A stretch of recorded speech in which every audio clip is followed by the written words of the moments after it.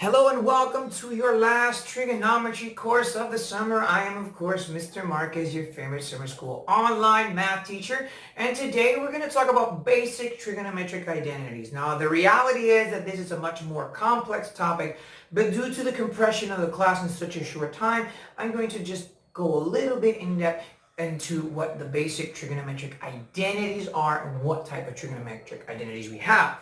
So I'm going to go ahead and adjust the camera real quick so that you guys can see what we have here.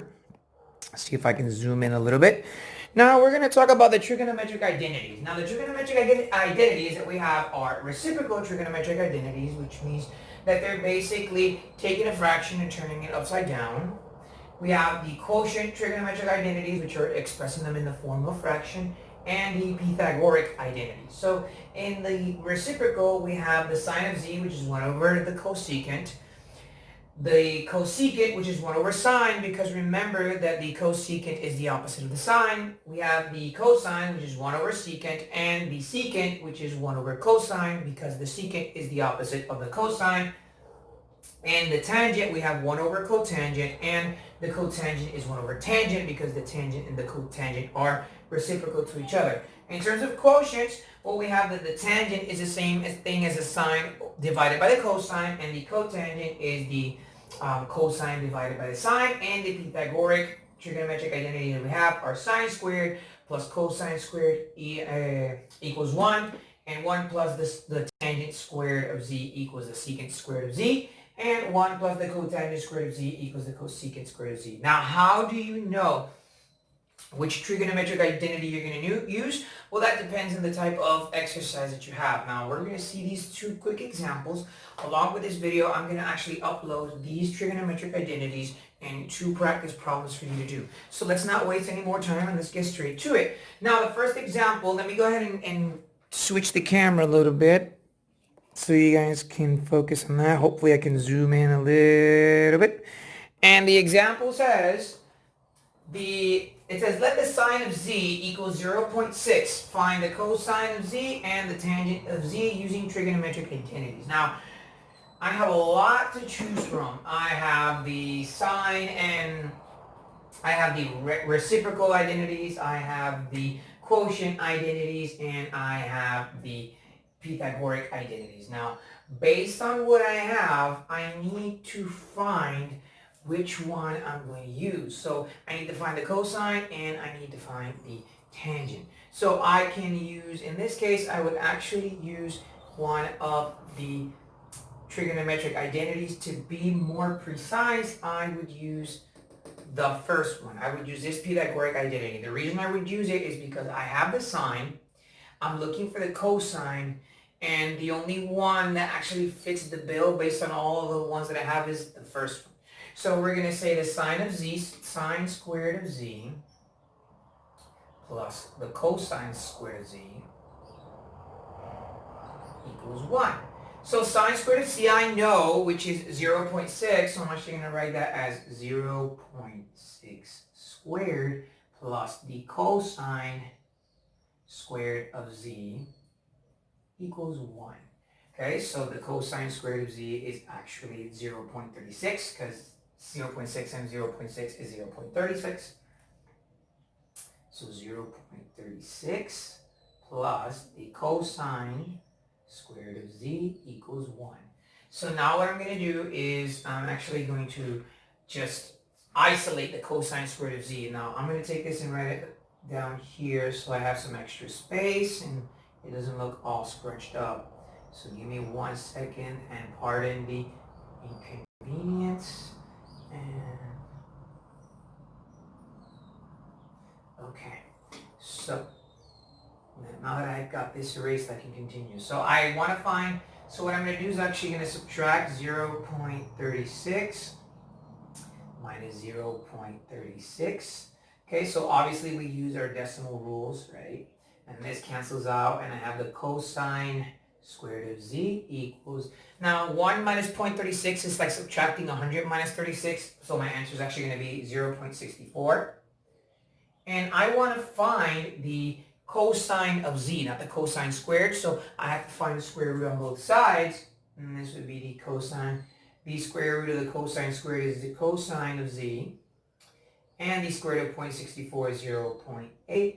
So in this case, guys, my answer is that the cosine of z equals 0.8. Now, the trick here is to always remember that the trigonometric identity that you're going to use is going to be the one that best fits the bill in terms of what information I have. So I'm actually going to adjust the camera, as you might have noticed, and let's do the last one, right? So the last example gives us the tangent of 1/3, and they want us to find the cotangent and the secant of z. So I have the tangent, now I need to find the cotangent. So I'm actually going to look at the formulas that I have here. Well, actually, no, I'm sorry. Before I start with this, the second part of this exercise, let me actually write some more.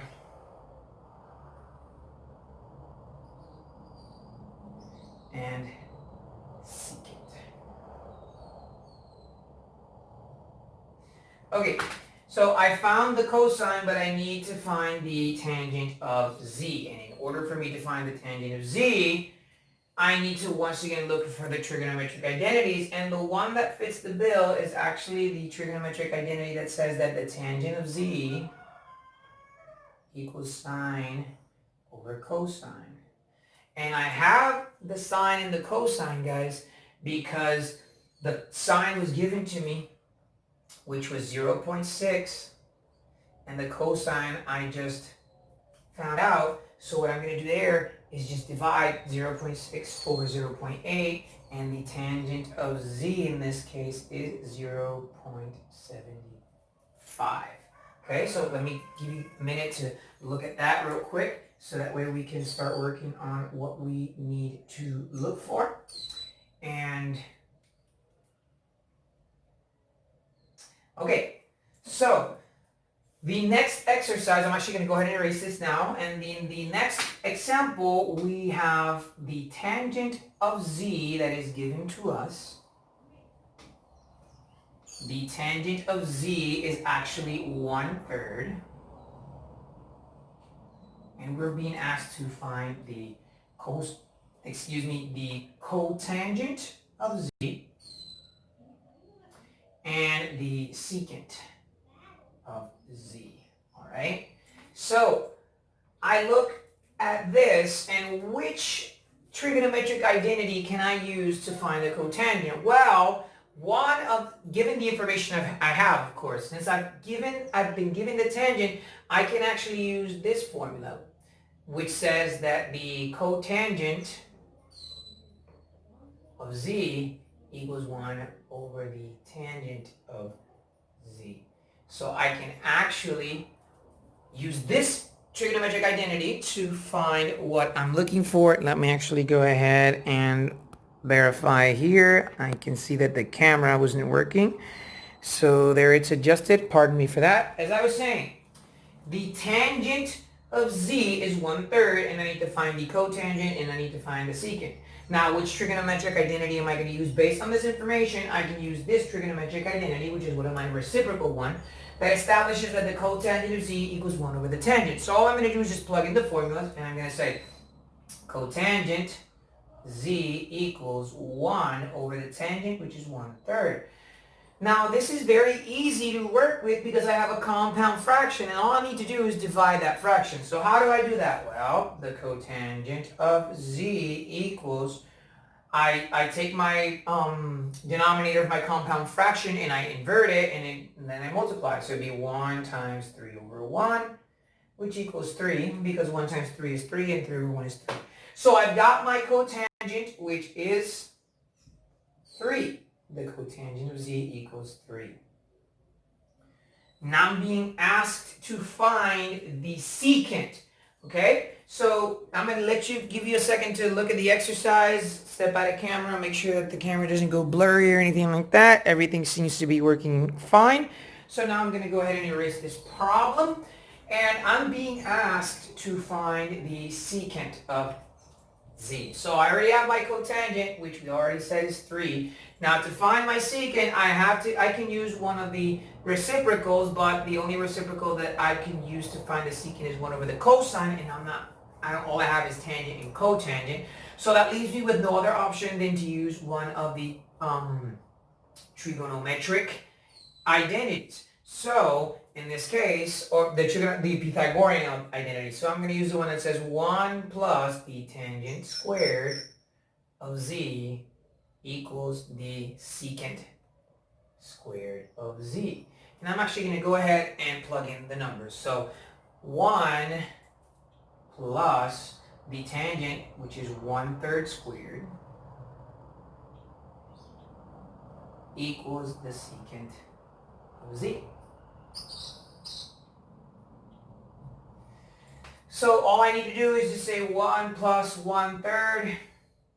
1 plus and 1/3 squared is 1/9, and equals the secant squared of z. So I'm actually going to add that. I can use the butterfly method, which is just understanding that everything is written in the form of a rational number. So I'll just multiply 1 times 1 times 9, excuse me, which is going to equal to 9.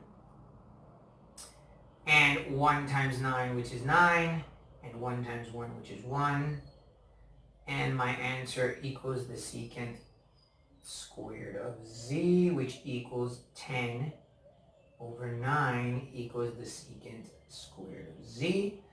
But I'm not done there. Again, I'm sorry. I'm going to step out of the camera just to make sure that it's not giving me any problems. Okay, and let me adjust and there you go, you see? So again, all I did for this exercise, guys, is I just used the Pythagorean trigonometric identity, which says that 1 plus the tangent squared of z equals the secant squared of z. The tangent squared is 1/3, so 1/3 squared is 1/9, and that would be 1 plus 1/9, and I use the butterfly method, which is 1 times 9, which is 9, 1 times 9, which is 9, 1 times 1, which is 1. Now that my denominators are the same, I add them, and that's actually 10 over 9 equals the secant squared, but that is not what I want. So what I'm actually going to do is erase this right here and finish my exercise over here. So let me go ahead and just draw this little arrow, right? And so I need to find the square root actually of 10 over 9 equals my secant squared z. So the square root of the secant squared is actually the secant. Now, based on the rational properties, I can write this as the square root of 10 over square root of 9. And the square root of 9 is 3. So my answer is actually the square root of 10 over 3 equals secant of z. Alright, so all I did was I found the square root of 10 over 9, which is the square root of 10 over the square root of 9. The square root of 9 is 3. And since I don't know the square root of 10, and I can't simplify, I leave it expressed, and the square root of secant squared, which is secant of z. So along with this video are some practice problems, and I actually uploaded a page that has all the trigonometric identities. So this is it. This is our last trigonometry class. Stay safe, and I will see you very, very soon. Bye-bye.